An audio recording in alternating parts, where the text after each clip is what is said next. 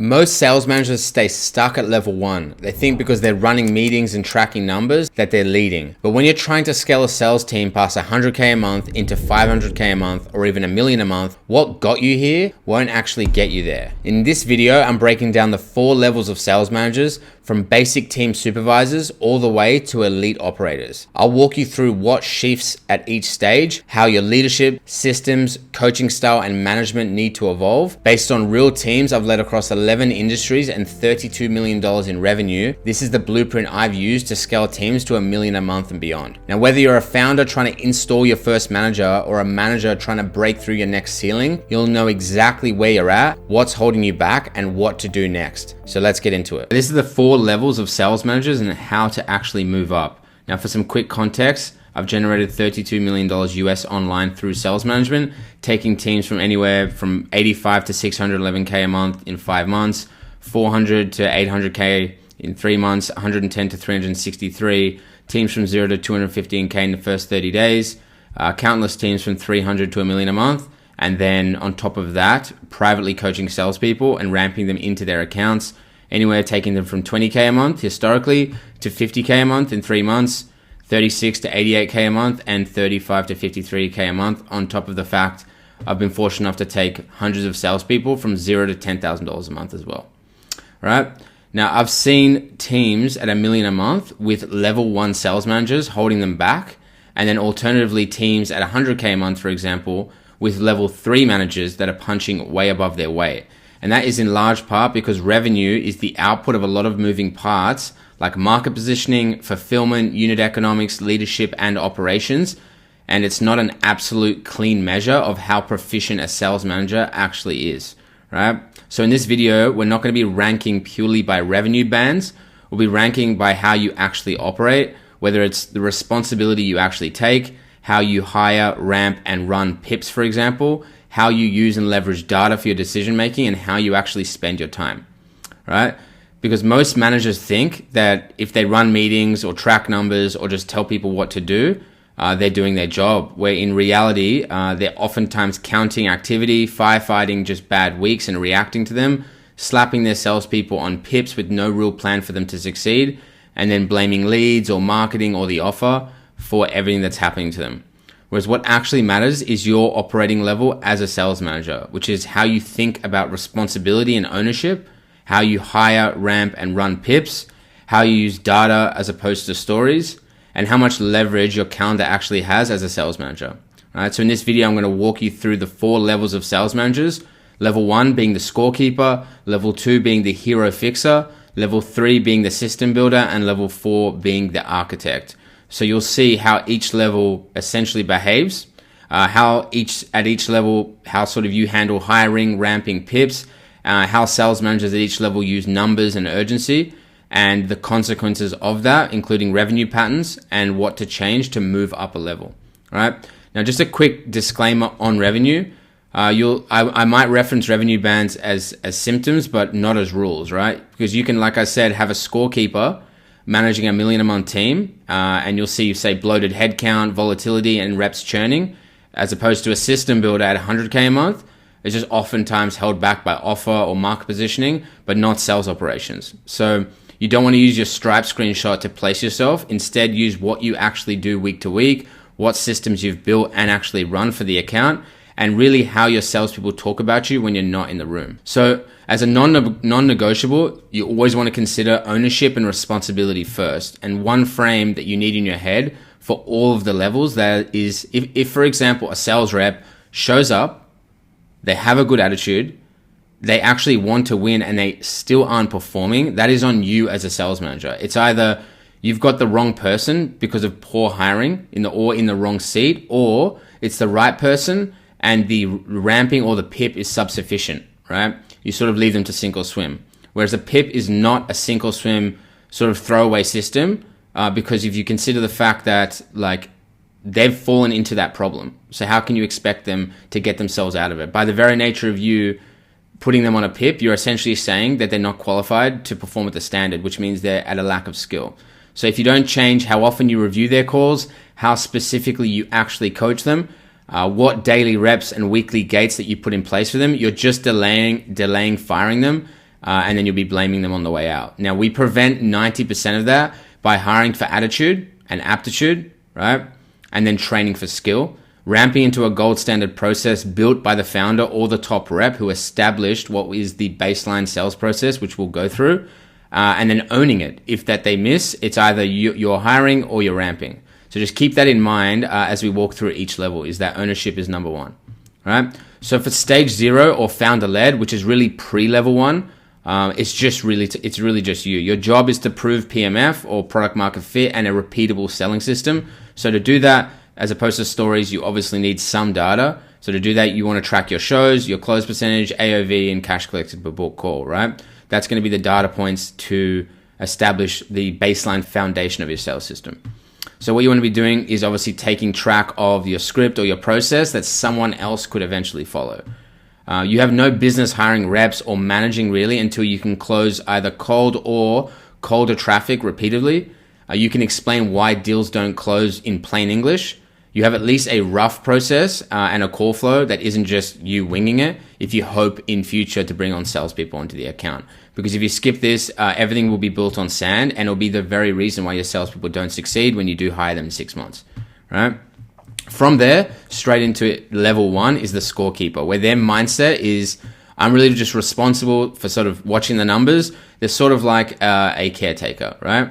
What they'll choose to work on is that their days are full of low leverage tasks where they're checking dashboards every other minute.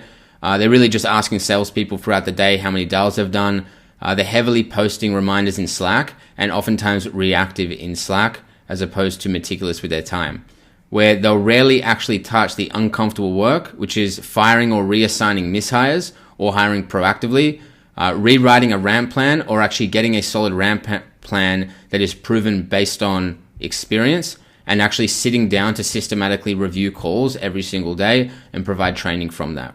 The typical calendar is just them, like I said, checking the data, they're booking the shows, typing long messages in Slack about focus and mindset, and then occasionally having reactive huddles after a bad day or reacting to small data.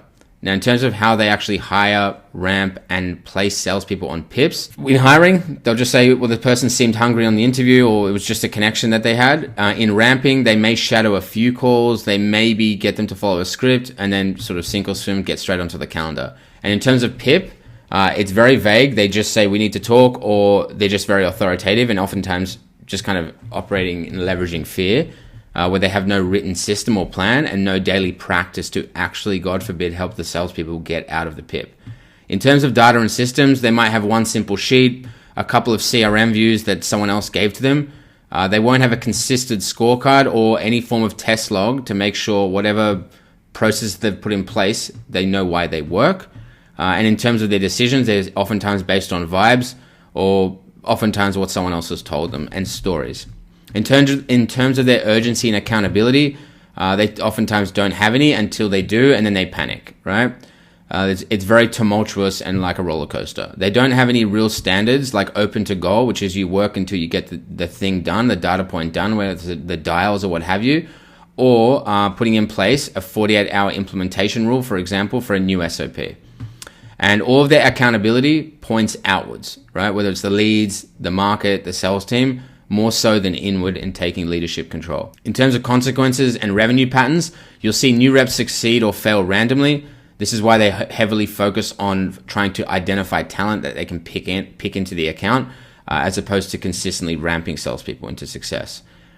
For their performance surprises them, revenue roller coasters regardless of lead flow. So essentially, they really doesn't like connect causally to the amount of leads they have to the revenue that they have every other month. You will see scorekeepers on tiny teams just starting and big teams where the business is carried by good offer, good market positioning, and oftentimes inertia that was already in place before the sales manager came into the account.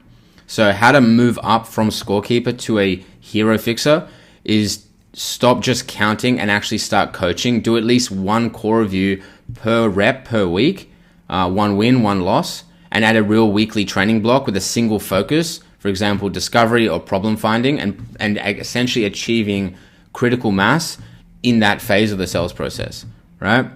They want to write the baseline process down, like how do we open, diagnose, present, handle money fear or money logistics, close, and follow up. And your brain must move from are they working to sort of more critically what exactly are they doing wrong and how do I fix it, right? That'll inspire you to go down the rabbit hole from data to the cause. Now, in terms of level 2, the hero fixer, their mindset is if I'm on the calls and in the trenches, performance will follow. What they choose to work on is they pour their energy into saving individual deals. They'll join live calls. They'll maybe whisper coaching to salespeople, or they'll be rewriting the sales process mid-call.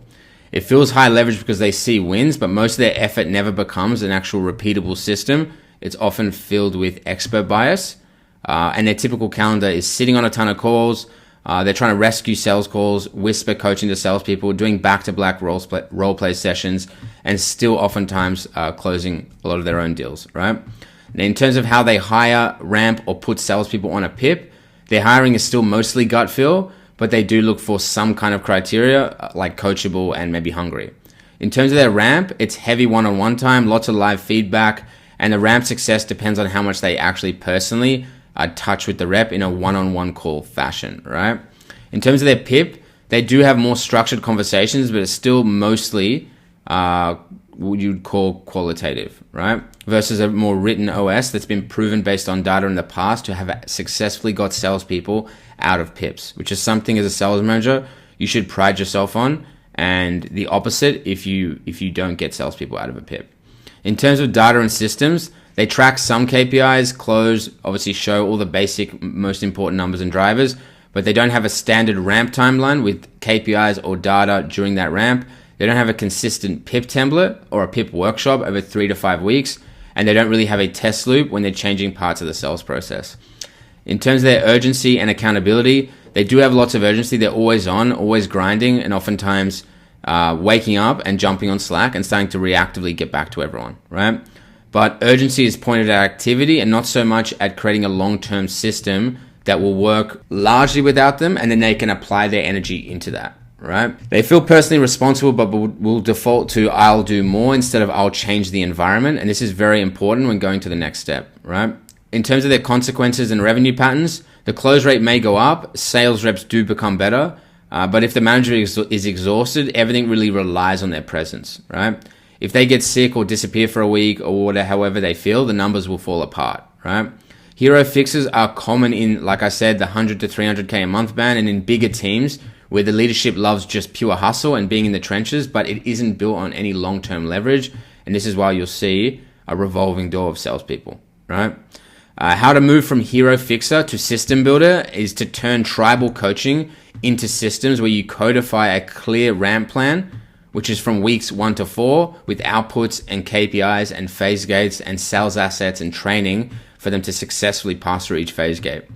A written PIP framework with daily reps, extra reviews, weekly gates, and a clear exit criteria where they can be objective and not emotional and jump the gun or leave people sitting and rotting in the account, right? They'll decide how many calls you'll personally jump on per week. The rest will go into recordings for review. And you want to start evaluating, is this a hiring miss or a ramp miss? And then obviously fixing for the right one. So if they assess that they've brought 2 people into the account on a hiring round, they ramp the people into the account, one person is successfully put into KPI and the other person isn't, they should be able to look at and have a controlled process for both people to know that they can isolate the issue where they look back upstream enough at, for example, at the interview where something was done differently, and they can address that, right? When you do this, the ramp will become predictable, PIPs will become structured and not emotional.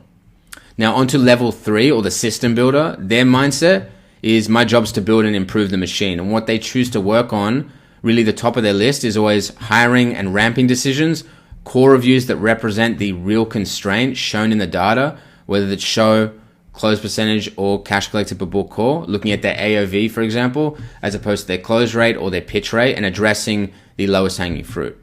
They'll be designing and running one meaningful test per week that will improve the sales process at scale without them having to sweat to force the salespeople into KPI. The bottom half of the to-do list, like extra meetings, admin, busy work, it gets delegated, delayed, or deleted, right? The typical calendar will have 10 to 15 minute daily huddles, a weekly team training of anywhere from 30 to 45 minutes or even an hour, weekly one-on-ones with the reps based on their constraints, and time blocked for core reviews, which is really the 80-20 of sales management, right? Now, how they hire, ramp, and put salespeople on pips for hiring, they'll have scorecards and clear attributes per role, whether it's for setter or for closer. During ramp, they will have a documented plan with checkpoints and target dates for when the salesperson is ramped based on their data as well as the date, right? With pips, they'll have a 2 to 3 week plan with 1 to 2 metrics, 1 to 2 behaviors to focus on, and then specific daily proof of work from the salesperson. In terms of data and systems, they'll have a scorecard or a tracker per rep with booked, show, close percentage, cash collected per book call, and potentially sales cycle, depending on the sales process. They will have a simple test loop where they'll identify one constraint at a time, for example, the show rate, and they'll have one test per week, which is new reminder stack, new pre-call assets, and they'll manage and nurse that process to make sure it's a clean test. It isn't being disrupted by one salesperson not following it, so that way it can trust the data. And you can see the higher the level, the more critical the mindset of thinking from first principles and controlling for data. All right, quick pause and then we'll get back to the video. If you do over $1 million a year and you want your sales team to scale predictably, I run one-to-one sales management consulting done with you. You can apply at the link. We onboard a few managers each month, so you can grab a slot and then we'll install your one-to-one system together. Now back to the video, right? It's more important. They'll log the before and after in the test log as well. They'll annotate changes in their tracker when, say, an offer changes, a funnel changes, or there's changes in script, just really to interpret the data and understand what's behind it. In terms of their urgency and accountability, it's built into their standards and cadence, and they won't panic. They'll have open to goal, which is outcomes over hours. They'll put in place a 48-hour rule calmly. So when they put in place this SOP, they'll communicate effectively to the salespeople what needs to be done, and everyone will do it without too much friction, right? And they really welcome the accountability because it's a learning tool.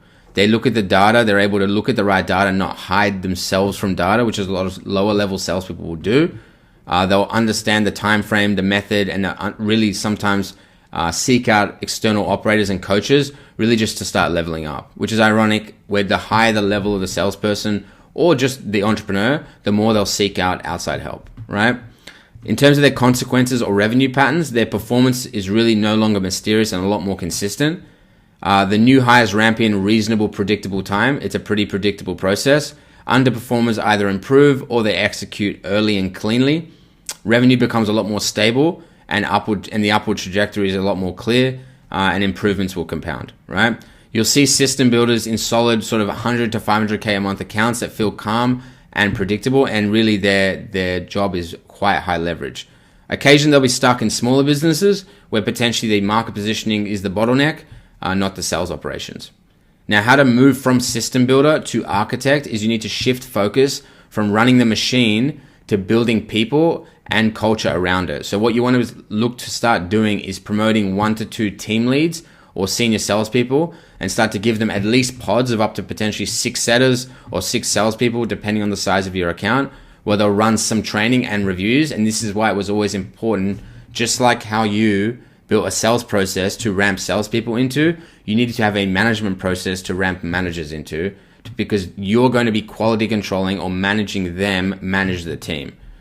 So if you don't know what good looks like because you haven't proven it, then how can you expect them to do well as new hired sales managers, right? So you want to design the promotion path from rep to senior to lead to manager, and compensation levers that reward leading, not just them closing. Otherwise, what you'll end up seeing is the behavioral incentives will be off, because if it's a player coach, some people say doesn't work. I have found to have good success myself and with clients in the past of seeing them go from hybrid, doing it well, and then eventually stepping into full-time management. But if the compensation is such that it heavily biases the salesperson to continue to close, they will only put in the bare minimum to stay in the management position. So you obviously want to identify and make sure that the talent is the right type of person, the attitude, and then of course the compensation needs to make sense. Oftentimes a salesperson will be doing well as a salesperson and they're more than happy to take a potential slight pay cut in the beginning, but it does need to show that it is a new and higher ceiling than what they would have achieved as a salesperson, at least within that account. If not, they're getting the skills to be able to do that in the future somewhere else, right? In terms of installing culture and standards, they're open to goal, as I've said. They will always teach book a meeting from a meeting, and they're tight with their quality control of their salespeople at end of call and not just skipping around the call at the beginning saying it was bad and saying you need to get better. They'll have a tight process to ensure that if it's not a 1-call close, it's a potentially a 2-call close, and then the quality control is being done in the CRM at a high leverage with a process, right? And they always look for proof over stories with data, right? Your output becomes leaders and standards, not just good numbers. Now, for level 4 or architect, the mindset is I build leaders with an operating system that works without me. What they choose to work on is their work is really entirely leveraged, where they look at who we hire and promote into leadership, what new markets or lead acquisition systems or funnels we need to pursue, and what standards and comp drive behavior to squeeze more performance, where they'll refuse to spend their best energy on low impact admin or micro coaching, where their typical calendar will be one-to-ones with sales managers and sales leads. They'll look at their hiring pipeline and their talent review, where they'll oftentimes have a sales manager operating the hiring pipeline, but they'll be looking at the performance of it. And again, this goes back to if you have done it well at scale, it's very easy for you to hire a sales manager and identify if they're doing the right thing or not, right? They'll be sitting down with founders and execs discussing strategy, like I said, new lead acquisition systems, new funnels, new markets, right? Because as a sales manager, if you've come in and at least, if not established baseline, you are highly experienced or highly proficient, and you holistically know why your customers buy, you are going to be highly valuable to the founder when they potentially do want to open up new front ends or new lead acquisition systems. You'll be able to discuss with the founder why the customers buy at scale, regardless of the mechanism, whether it's an opt-in to VSL, whether it's a webinar or a quiz funnel. If you discuss with marketing why you know why your customers come on the call and what makes them buy, this will make you valuable to your executives, right? They'll spend some time spot checking reality, listening to a few calls, and joining on training. This is something I always advocate all of my clients, even the ones that are at $1 million a month. If you're at $1 million a month as a founder and you're potentially going to be bringing on a sales manager, it is incredibly important for you to continue to do some quality control and continue to review calls. You do not want to have a situation where you find out, say 3 months later, that sales manager hasn't really done anything, because it takes about that long for you to see the effect of you having stepped away, right? So if you step away from sales management sort of from one day to the next because you have a sales manager and you say, well, everything's going great. Well, that's the after effect of you having been in the account managing for the last 90 days. Whereas what you want to do is continue to quality control to a degree. And then in 90 days, you should see a good outcome from even a new sales manager who's been ramped into management well through the process that you used to get your sales team operating at scale, right? In terms of how they hire, ramp, and pip, they'll still be deeply involved in manager lead hiring, and the reps increasingly sourced and filtered by the layer below. In terms of the ramp, the standards and sequences are installed, and their managers will own the frontline ramping, right? In terms of PIP, their operating system and philosophy are clear, and the manager will deploy it consistently, where the architect supervises the sort of the overall cases and not every single detail, and they put trust in the sales manager or the team lead to do well, right? And again, if they don't, if there's a mishire, yes, sure, they'll potentially look collaboratively at the issue, and potentially it isn't the fault of the sales manager, but they're ultimately going to look at it top to bottom to make sure that it is, if it has worked consistently at scale for them. If it didn't work for that manager, they need to either look at, is manager competent or is my process poor, and always leaning towards themselves, unless you've had, thousands of successful hires with successful managers, and you kind of know that it's not your fault at that point. In terms of data and systems, what they look at is manager level scorecards, right? Team versus team, or pod versus pod. The health of the sales reps, which is ramp times, voluntary churn when people leave, and really whether they're above or below KPI. They'll use numbers to decide where to invest more, decide where managers need more coaching, or if they need replacing, as I said, and they'll really decide, like I said, which funnels or markets to double down on with the executive team. In terms of their urgency and accountability, they don't shout about their urgency. They design a culture where urgency is very normal, because there is high standards put in place through the system where, for example, one way you could, for example, kill urgency or high standards in your team is if you were giving the highest quality leads evenly to a salesperson who has an $800 cash collectible call and a salesperson who has a $4,000 cash collectible call. Really, these systems, or the way the systems are set up and how they affect the behavioral economics of the people, is the foundation of urgency and standards within the account, not what you say on meetings, right? It's just the way the game is set up for the salespeople is what's going to create tension in them to perform and make it a meritocracy, right? They'll have clear expectations and no real problem-only communication. Like, it's just as important to speak to your salespeople in great times as it is in bad times to give them that even keel. They'll continue to seek new information and pressure, where they'll go into work with another operator. They'll get into masterminds. They'll have external audits done for them because they want sharper eyes on their blind spots to always get that different perspective, right?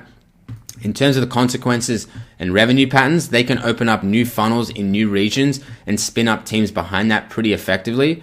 You'll see revenue will grow with fewer headache and fewer effort, even if it's not a straight line. And people in the team will stay, ultimately, even if potentially those salespeople could earn more on another account, they oftentimes won't need to or feel the desire just to leave. And they'll be there not just because of the money they're making on the account, but because of the team that they actually have. You'll see architects mostly run well, like sort of $700 to $1 million a month organizations, and in much smaller companies where the founder has intentionally built a leadership bench early, right? Now, the mindset shifts, again, that separate the levels between Scorekeeper and Hero Fixer. What you want to do is stop hiding behind dashboards, get in the trenches enough to understand the real problems on calls, and actually start coaching, not just counting. To go from Hero Fixer to System Builder, stop thinking that the answer is more of me. Your most valuable work is designing ramp plans, pips, scorecards, and tests, not trying to save every deal yourself. That's not scalable, right? To go from System Builder to Architect, you want to stop personally tweaking the script and the numbers. Your leverage is in who you actually hire and promote, and what culture and comp you design, and which funnels and markets that you actually bet on. Now, at every jump, the upgrade is the same. You cut the bottom half of your to-do list. You put your best energy on few actions that actually move show, close, cash collected, book call, and headcount quality, and you invite more accountability and sharper information for yourself, not less. So how to actually place yourself? Again, like I said at the beginning of this video, you want to ignore revenue for a minute and look at your last 2 to 4 weeks as a sales manager and answer, where does your time go? Does it go to counting and nagging, sitting on calls and fixing deals, designing ramp, pip, scorecards and running reviews, or coaching, leading, and making hiring and comp decisions, right? Now, what do you do when someone underperforms? Do you blame the leads or the offer? Do you just have a impromptu chat? Or do you have a chat and you incite fear in them? Or do you put them on a structured plan, or have managers handle that structured plan with an operating system that you designed and actually validated? And do you know in 1 to 2 sentences why your show percentage and your close percentage are what they are? Or are you surprised every week? Or are you just trying to tell a story to yourself of why it's happening? Because your behavior and your calendar will define your level, not your title or the revenue of the account that you work in, right? So your next move by level is, if you're a scorekeeper, start doing weekly core reviews, not just checking dials. Add one structured, intentional team training per week with a single focus based on what you heard on the core reviews. Write down your baseline sales process, or make sure it's actually validated. And again, this goes back to why you get outside help if you feel like you're stuck. And if you're a hero fixer, you want to codify ramp and pip into documents with dates, metrics, and daily repetitions, right? You want to cap how many calls you personally save, and shift to recording and reviewing. Start making hiring, ramping decisions off data, not of loyalty or off stories or fear, right? Now, if you're a system builder, you want to start looking to promote 1 to 2 leads into either setter managing, sales managing, what have you, and delegate parts of training and quality control. You want to be designing the ladder for the compensation levers, again, to set up, like I said, this system that's going to affect sort of the behavior of the salespeople naturally without you just having to tell them, right? And you want to install cultural standards and weekly behavior tests. If you're an architect, you want to audit your manager layer, who is actually a system builder and who's still a hero fixer in disguise, and decide who gets more responsibility, who needs more coaching, and who needs replacing. Oftentimes, if a sales manager is not proficient, it's because, simply like I said, the founder is not quality controlling them, right? Now, if you want this installed yourself, if you're a business doing anywhere between 100K a month and 2 million a month, and you want a real sales OS, ramping or PIP systems that actually work and have been proven over $32 million in sales management, and to move yourself from either Scorekeeper to Hero Fixer to System Builder or to Architect, you can see how we do it here. All right, thanks for watching. I hope you found this video valuable. And if you have any questions, drop them in the comments below. I check every single one. And if you're someone who wants speed and real implementation, whether you're a founder, a sales manager, or even a closer who wants to level up, there's links in the description where you can book a call and apply to actually work with me directly. And if you want to keep learning, here's the next video I recommend. You can watch it now.